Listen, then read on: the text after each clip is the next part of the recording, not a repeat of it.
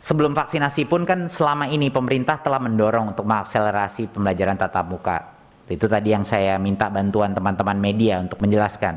Selama ini bukan ke saya kalau mau buka tatap muka, ke Pemda. Ini mohon ditekankan sekali lagi, terus berulang kali.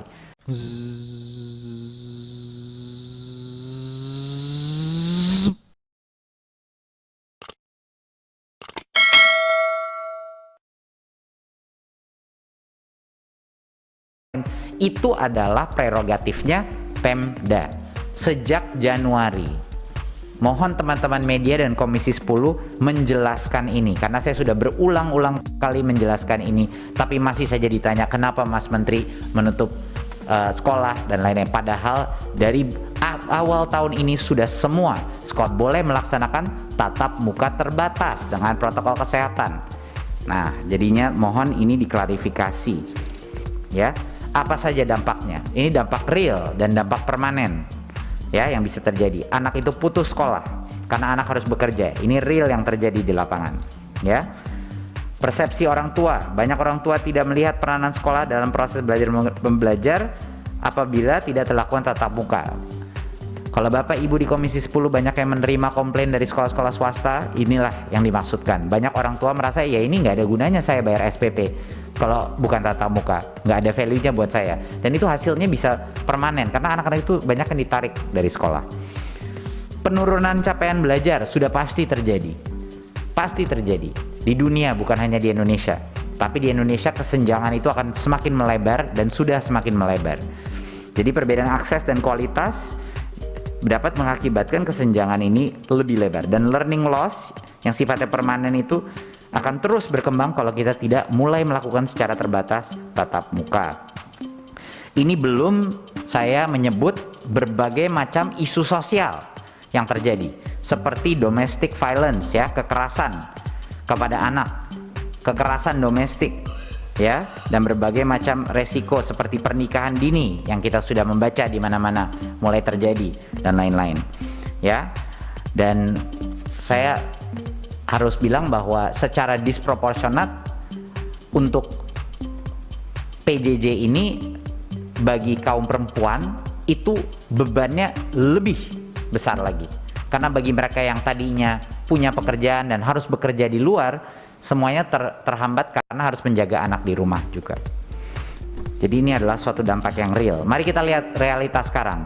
Walaupun zona hijau dan kuning sudah dari, makasih Pak, sudah zona kuning, hijau dan kuning sudah dari tahun 2020, pertengahan tahun 2020 sudah diperbolehkan tatap muka. Kenyataannya zona hijau dan kuning masih belum sepenuhnya. Di zona hijau aja sekarang aja baru 56% dan zona kuning 28%. Berarti ini adalah keputusannya Pemda untuk belum yakin untuk buka sekolah atau berbagai macam alasan lainnya. Nah, ini yang tidak bisa terus berlanjut, ya. Ini tidak bisa terus berlanjut, apalagi di zona-zona yang sudah.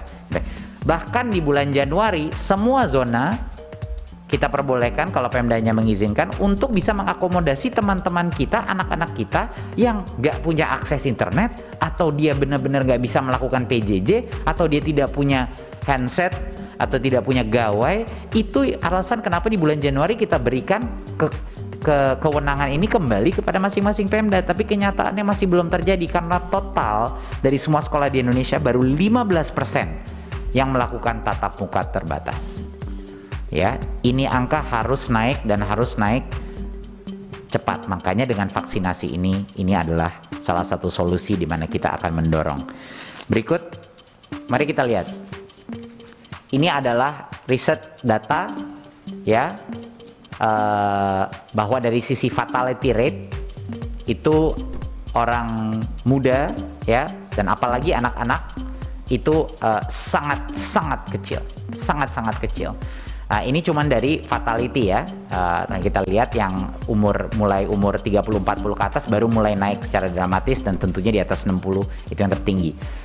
Peserta didik dalam kelompok usia 3-30 tahun memiliki faktor resiko yang jauh lebih rendah dibandingkan kelompok usia lainnya, dan peserta didik di atas umur 60 dan yang antara umur 40-50 itu jauh lebih tinggi resikonya. Ini kita semua tahu, ini adalah fakta saintifik dari semua riset di dunia.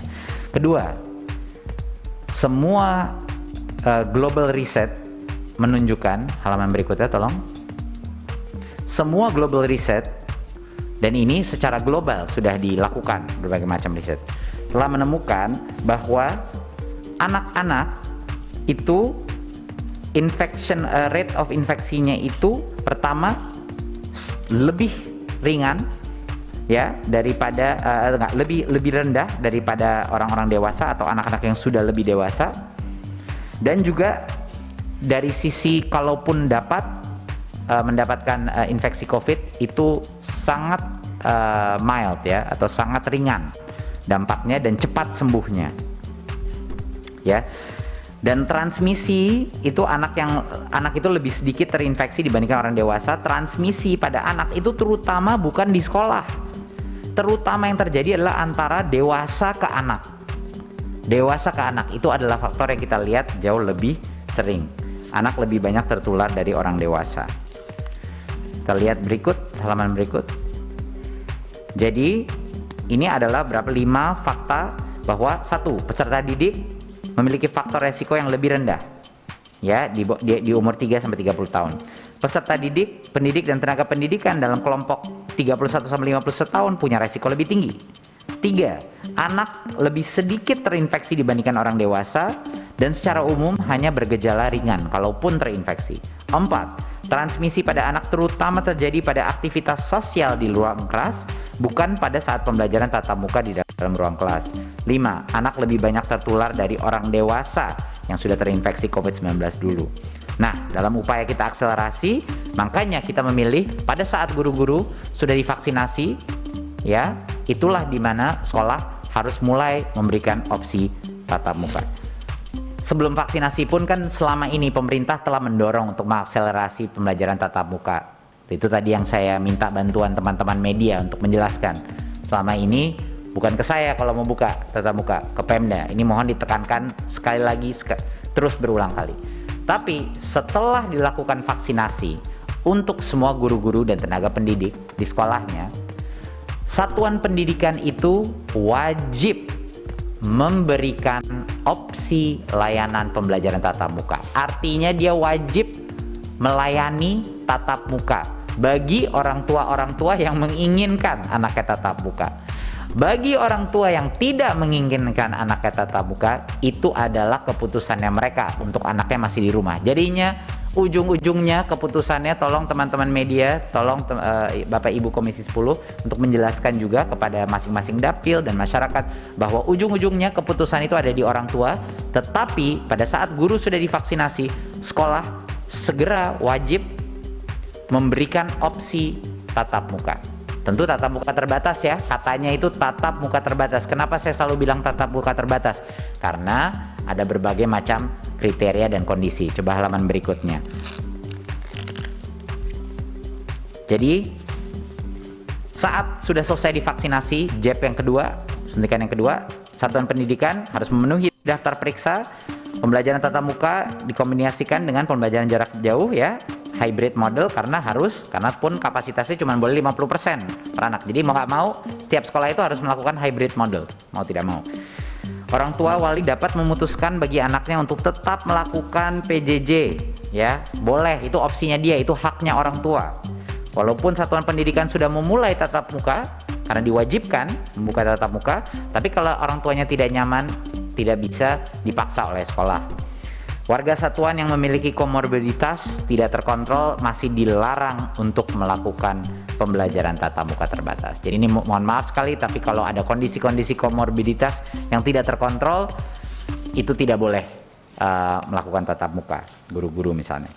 Kepala satuan pendidikan, kepala sekolah, pemerintah daerah wajib memantau dan dapat wajib memberhentikan sementara pembelajaran tatap muka kalau ada konfirmasi positif. Jadi bukan hanya wajib untuk menyediakan tatap muka, tapi wajib untuk menutup tatap muka kalau ada konfirmasi positif ya.